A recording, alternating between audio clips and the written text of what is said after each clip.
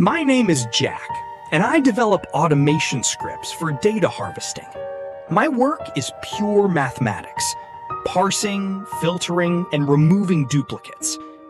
But a month ago, my own algorithm produced a result that no line of code could explain.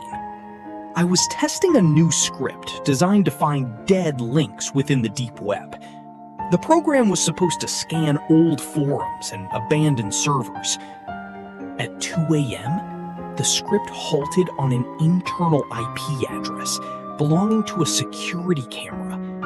The location was masked, but the video stream was wide open. A kitchen appeared on my screen.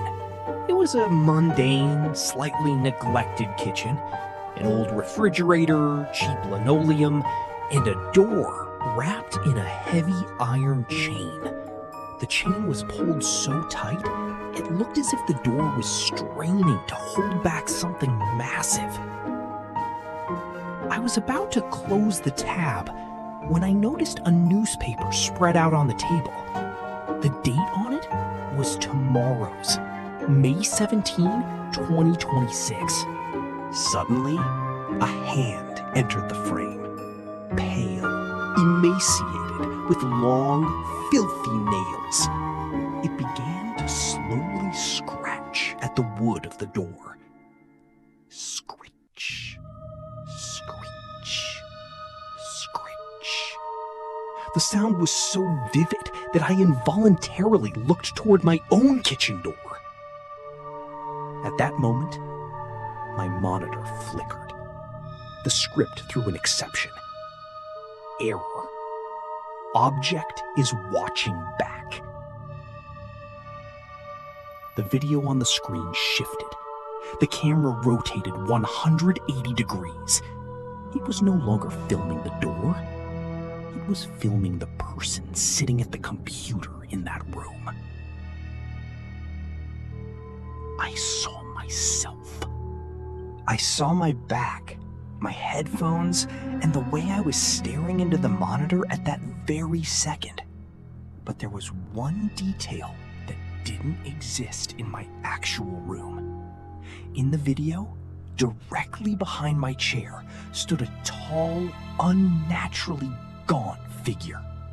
Its head was tilted at an impossible angle, and in its hands, it held a rusted lock.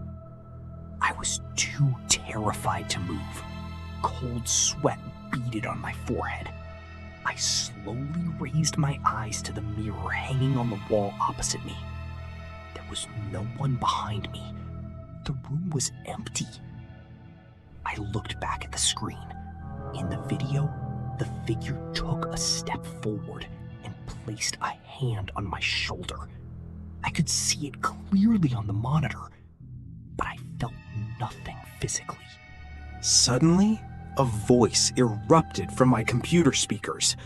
A raspy, wet whisper, like stones grinding against one another.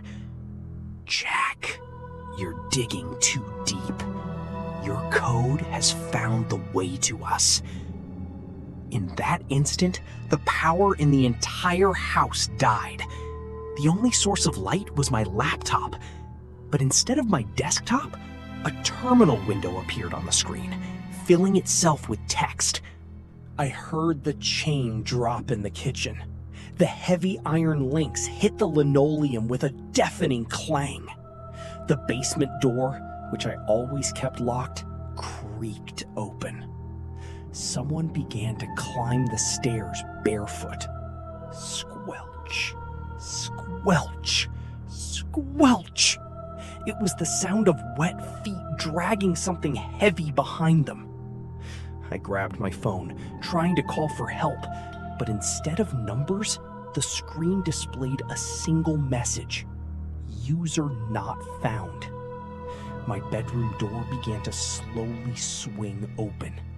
Long, pale fingers curled around the edge.